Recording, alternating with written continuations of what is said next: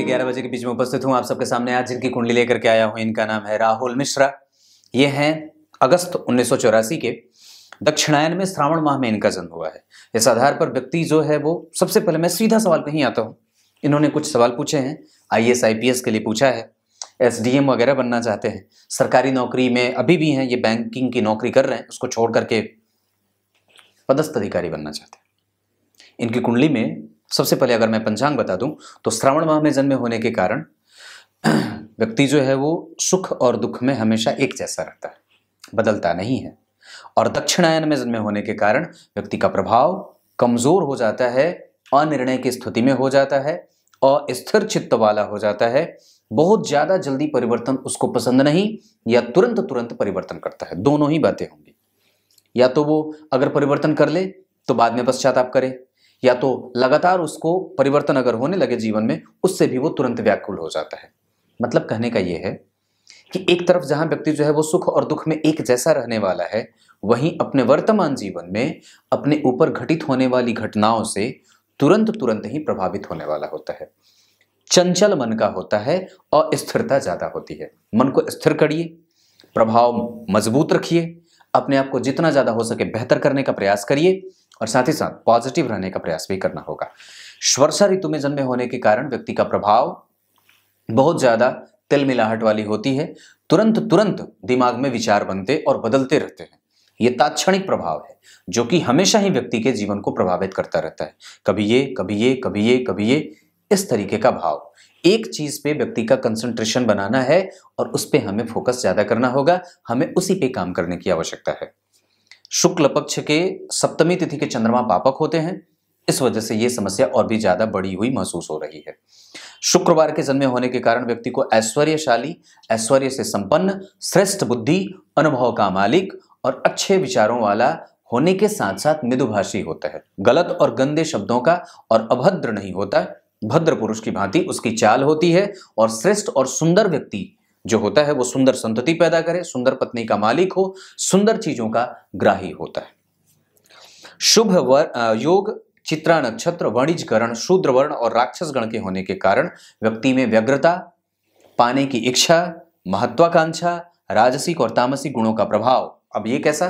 तो व्यक्ति जो है वो थोड़े नेत्रों में जो है वो प्रभाव गर्वीला होता है, जल्दी ही सब कुछ पा लेना चाहता है, जीवन की आकांक्षाएं कभी भी खत्म और सीमित नहीं होती, वो लगातार बढ़ती रहती हैं। और व्यक्ति व्यग्र मन का होता है, उसको तुरंत क्रोध आ जाए, गुस्सा हो जाए, क्षुब्ध हो जाए, परेशान हो जाए, स्थिर न रहे, व्यग्रता बढ़ जाए, और साथ ही साथ तड़क भड़क वाले जीवन को पसंद ज्यादा करता है। ऐसी स्थितियां भी बनती है।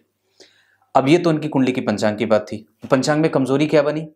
इनकी कुंडली में पंचांग जो चंद्रमा कमजोर बन रहा है, इसका मतलब है कि व्यक्ति को हेडेक ज्यादा देंगे, क्योंकि वो नीच की राशि की तरफ बढ़ रहे हैं। वृश्चिक राशि में वो नीच के हो जाते हैं। सूर्य यहाँ पे व्यक्ति को नौकरी देने में सफलता दे रहे थे, यहाँ पे गुरु और शनि व्यक्ति को बैंकिंग सेक्टर में जोड़ रहे थे। यहाँ पे गुरु स्वग्रही थे, इस वजह से व्यक्ति को कर्म का सुख वो जो चाहता है वो उसको मिल जाए। यहाँ पे अगर आप गौर करते हैं तो बुध बहुत अच्छी स्थिति में दशम के अधिपति होकर के शुभ ग्रह, और धनु राशि का निर्माण गुरु यहाँ पे जन्म कुंडली में केंद्र में, बहुत बढ़िया।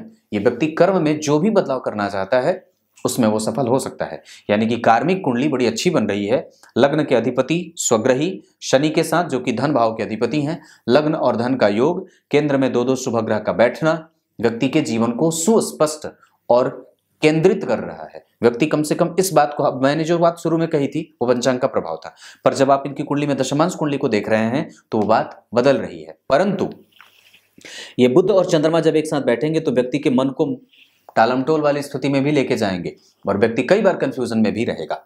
इस स्थिति को आपको हटाना ही होगा और इस पे काम करने की आवश्यकता भी होगी। मैं महसूस कर रहा हूं इस चीज को, इस वजह से ये बता रहा हूं। शनि मंगल लग्न में हो, अब एक सूत्र बताता हूं ज्योतिष का।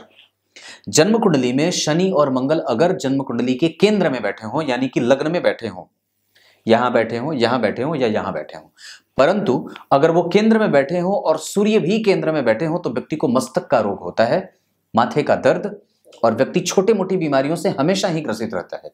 अब ये बीमारी कैसी होगी? वात पित्त कफ व्यक्ति का अनकंट्रोल हो जाता है। और कई बार जब व्यक्ति के ऊपर से शनि में बुध का अंतर चले अभी इनके ऊपर से शनि में बुध अंतर में आ रहे हैं। ये 2021 के 10वें महीने से अभी आए हैं, जो 24 के छठे महीने तक चलेंगे। तो ऐसी स्थिति में कि शनि लग्न में उच्च के हुए और बुध इस कुंडली में राजयोग की भांति या राजयोग कारक होते हैं, भाग्य भाव के अधिपति होकर के शुक्र जैसे ग्रह के साथ जो व्यक्ति को सब कुछ देने वाला बना रहे हैं, लग्नेश शुक्र के लाभ में बैठे हैं और साथ ही साथ भाग्येश के साथ उसकी युति हो रही है।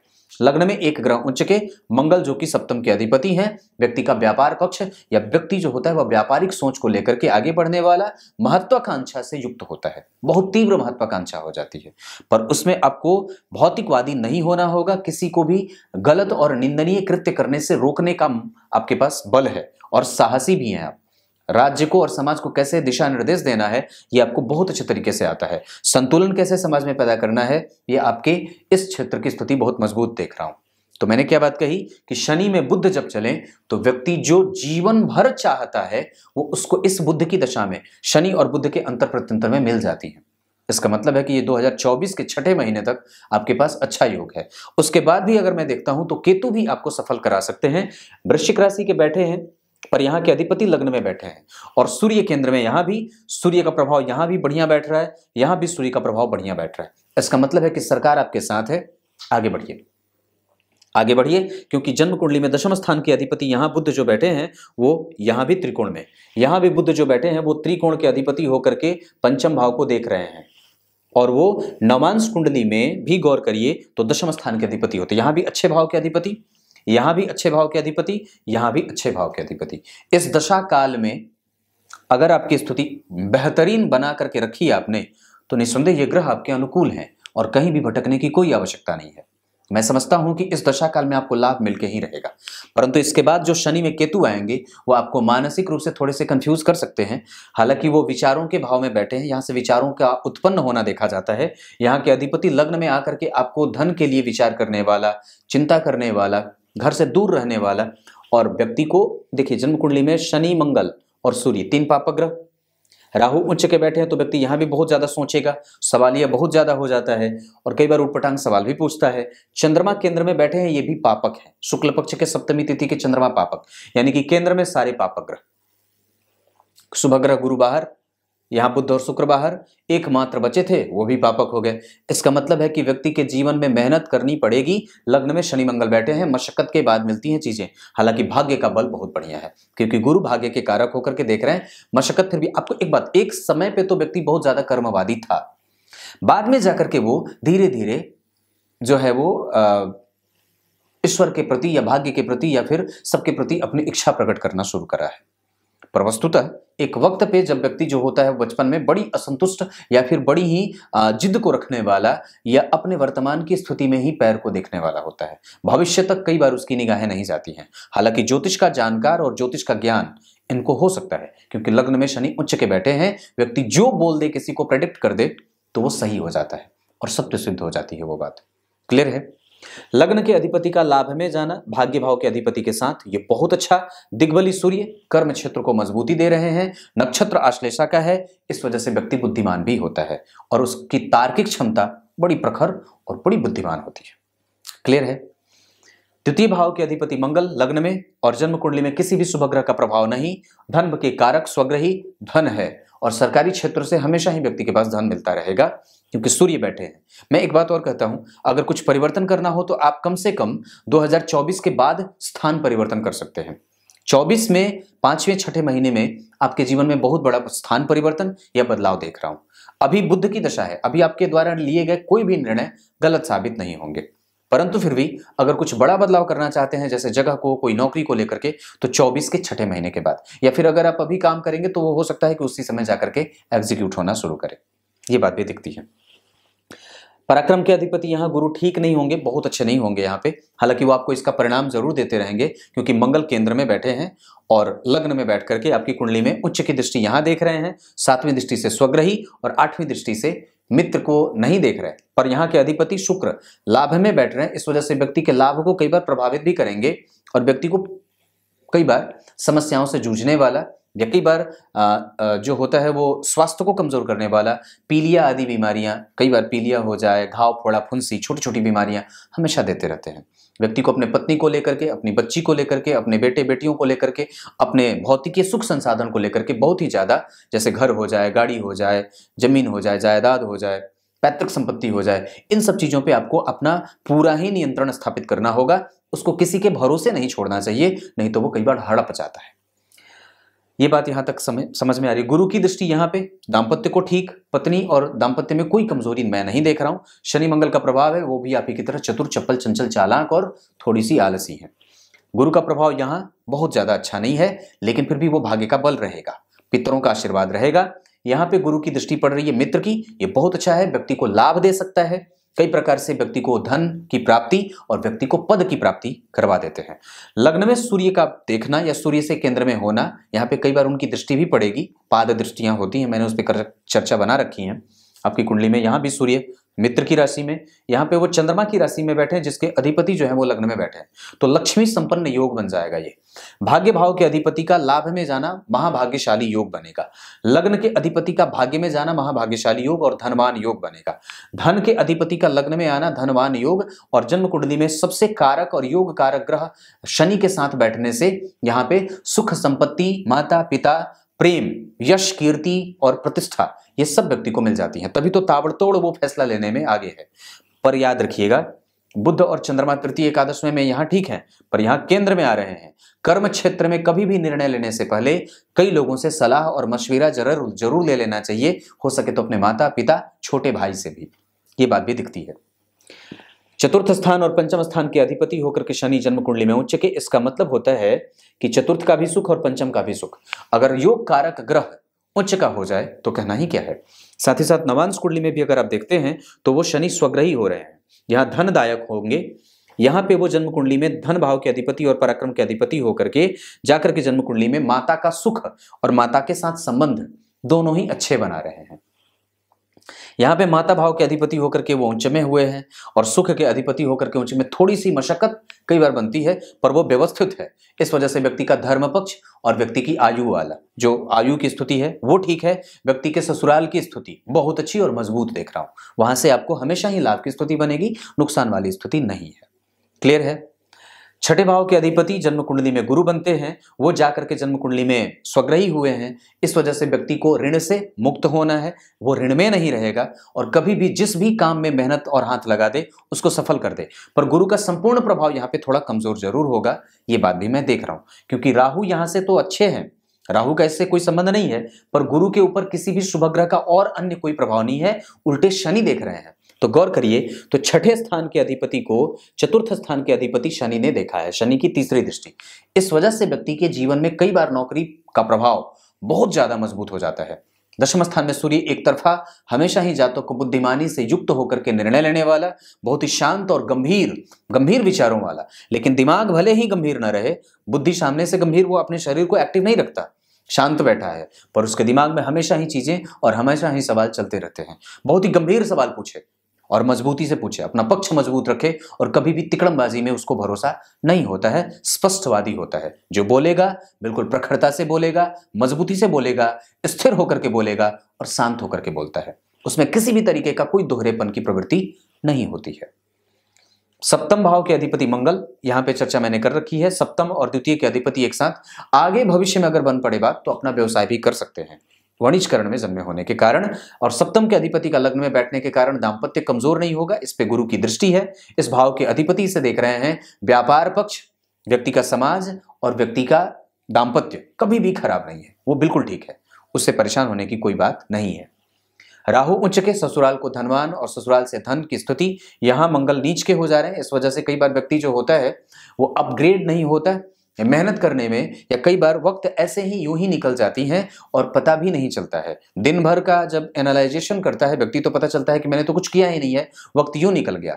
ये मंगल के कारण और कमजोर होने के कारण बजरंगबली की हनुमान चालीसा का पाठ और प्रत्येक दिन उनका दर्शन, और मंगलवार के दिन 11 बार हनुमान चालीसा का पाठ अवश्य ही कर लेना चाहिए। ये मंगल की बात थी।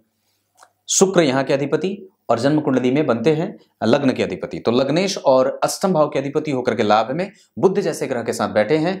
भाग्य भाव के अधिपति का संबंध जन्म कुंडली के अष्टम भाव के अधिपति के साथ, थोड़ी सी कमजोरी, लेकिन उस पर गुरु की दृष्टि तो वापस मजबूती।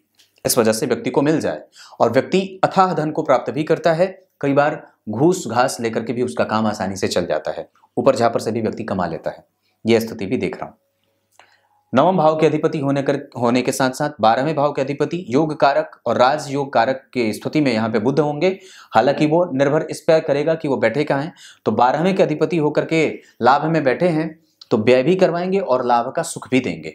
शुक्र जैसे ग्रह के साथ बैठे हैं तो 12वें के अधिपति और अष्टम के अधिपति का एक साथ बैठ करके पंचम भाव को देखना। ऐसी स्थिति में व्यक्ति कई बार पुत्र के सुख से वंचित हो जाता है, या कई बार पुत्र की स्थिति कमजोर होती है, या कई बार पुत्र से मनमुटाव बना रहे। लेकिन दो शुभ ग्रह वो देख रहे हैं, परंतु वो अच्छे भाव के अधिपति नहीं है, तो दूरी बन जाती है। मतलब शारीरिक वैचारिक मतभेद तो बिल्कुल नहीं होता, पर हाँ वो भौतिकीय दूरी जो होती है, जैसे आप यहाँ रहे तो आपका पुत्र जो है वो विदेश में चला जाए, या पुत्र विदेश में चला जाए, या आप स्वयं अपने पुत्र से वैचारिक मतभेद न रखते हुए भी उससे दूरी चाहते हैं, ऐसी स्थिति बनती है। पर पुत्र और पुत्री का दो शुभ ग्रह देख रहे हैं, पर दोनों स्थिर तरीके से देख रहे हैं, नजदीक है, खराब नहीं है, तो व्यक्ति को पुत्र का सुख मिल जाता है, संतान का सुख मिल जाता है, ऐसी स्थिति बनती है। शुक्र की दशा आपके लिए बड़ी अच्छी साबित हो सकती है, और साथ ही साथ सूर्य भी आपकी कुंडली में खराब नहीं होंगे। तुला लग्न की कुंडली में वो प्राप्त कराएंगे। तो जो चीज आप चाहते हैं, मैं समझता हूं कि 2031 तक आप सब कुछ प्राप्त कर लेंगे, जो भी आप इस जीवन में आशा और आकांक्षा रख रहे हैं। ये स्थिति बनती है 2031। अभी 9 साल आपको घसीटना होगा, या 9 साल तक आपको मेहनत करने की बारी है। पर वस्तुतः मेहनत वो वाली नहीं, मतलब ये जीवन में आपको जो भी चीजें मिल रही हैं वो 31 तक सारी चीजें संपूर्णतया सबको मिल जाएंगी। उसके बाद बुध आ जाएंगे जो कि आपकी कुंडली में भाग्येश हैं, आराम से जीवन बीत जाएगा। स्थिति इतनी है।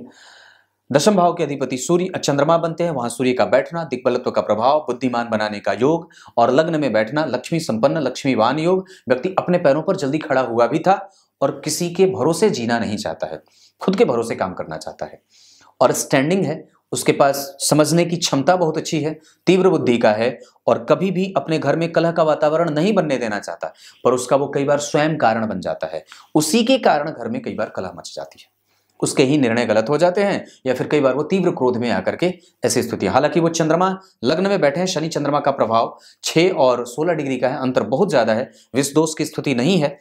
लेकिन शनि और मंगल केंद्र में बैठे हैं, लग्न में बैठे हैं, इस वजह से वहां पे व्यक्ति को कई बार मशक्कत करनी पड़ जाती है। ये एक सामान्य सा प्रभाव रहेगा। लेकिन अभी शनि की दशा है, उच्चस्थ ग्रह बैठा है, प्रभाव अच्छा है, खराब नहीं है। क्लियर है। दशम स्थान के बाद एकादशवें के अधिपति सूर्य जाकर के जन्म कुंडली में दशम में बैठे, बहुत अच्छा है, ये सबसे अच्छी बात है। उस भाव पे गुरु की दृष्टि, इस भाव के कारक होते हैं गुरु, इस भाव के अधिपति का दशम में बैठना, और इस भाव के ऊपर सूर्य शनि का प्रभाव, इस भाव से केंद्र में 3 पापक ग्रहों का प्रभाव निसंदेह इसको थोड़ी कमजोरी जरूर देगा। लेकिन इस भाव से तीसरे शुभ ग्रह नहीं पर पापक ग्रह राहु उच्च के होकर के बैठे हैं। व्यक्ति खोजी है, बहुत ज्यादा संचित करना चाहता है, इकट्ठा करना चाहता है, सवाल पैदा करना चाहता है, हिस्ट्री तक, इतिहास पुराण सब कुछ पढ़ना चाहता है, और ज्ञान का जो होता है वो अपने प्रभाव में बहुत ज्यादा विशेषतया ज्ञान प्राप्त करने के पीछे भागने वाली स्थिति बन जाती है। ये स्थिति आपकी कुंडली में बनती है। 12वें भाव के बारे में मैंने चर्चा करी। नवांश कुंडली में सूर्य का बैठना, मंगल का बैठना पत्नी को और कई बार आपको आमने सामने ला करके खड़ा कर देता है, जहां कोई भी झुकना और हटना नहीं चाहता है। पर गौर करिए, यहाँ पे बुध बैठे हैं, अगर आप बचकानी हरकतें कर देंगे तो कोई बड़ी बात नहीं होगी, आप कर सकते हैं। और अगर जो व्यक्ति क्षमा मांग लेता है वो तो वैसे भी बड़ा हो जाता है। शनि है स्वग्रही, दाम्पत्य टूटेगा नहीं, और किसी भी स्थिति में दाम्पत्य हमेशा ही साहस से युक्त होकर के बना रहता है। ये इतनी सारी बातें मैंने बताई। गुरु के पास ज्ञान है, मंगल पुनर्वसु नक्षत्र में नवमांश में बैठे हैं, शुक्र बढ़िया बैठे हैं, राहु बहुत अच्छा बैठे हैं, चंद्रमा बहुत अच्छा बैठे हैं, सूर्य मूल नक्षत्र के बैठे हैं। इस वजह से आप कंफ्यूजन में मत रहना। नवांश कुंडली में वो मित्र की राशि में बैठे हैं और वो गुरु उच्च के बैठे हैं, इस वजह से बहुत अच्छी बात है। नवांश कुंडली धीरे धीरे पत्नी से प्रेम होता है, आरंभ में थोड़ा कम होता है। लग्न कुंडली में जब भी बुध की दशा आए, शनि की दशा आए, शुक्र की दशा आए, सूर्य की दशा आए, आपको लाभ मिल सकती है।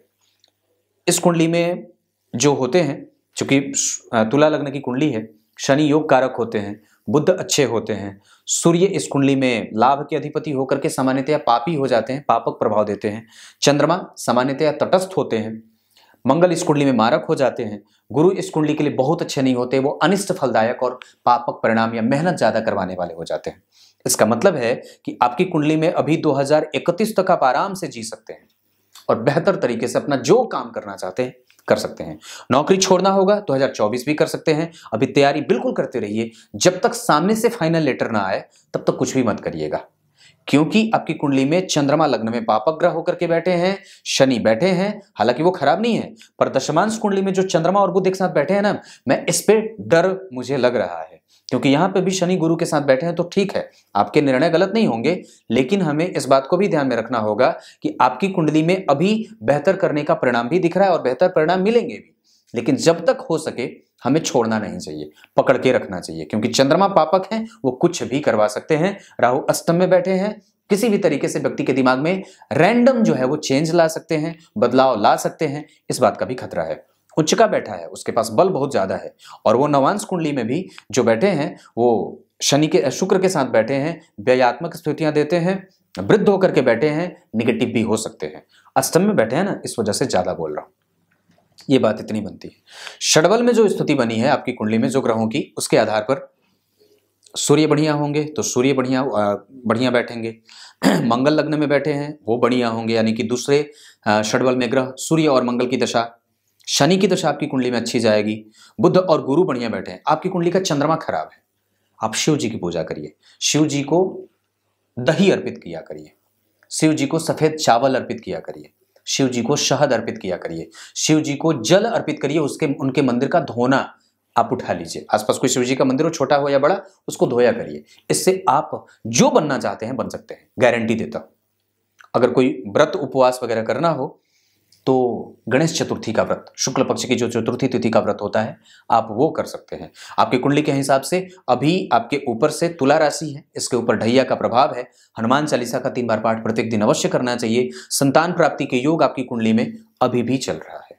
ऐसी स्थिति पर उसके लिए पत्नी की कुंडली भी जरूर देख लेनी होगी। आपकी कुंडली में गर्भ क्षेत्र या शुक्र का प्रभाव, कोई भी ग्रह आपकी कुंडली में अस्त स्थिति में नहीं है, बिल्कुल ठीक है, कुंडली व्यवस्थित है, तभी आपकी कुंडली में नौकरी का योग बना।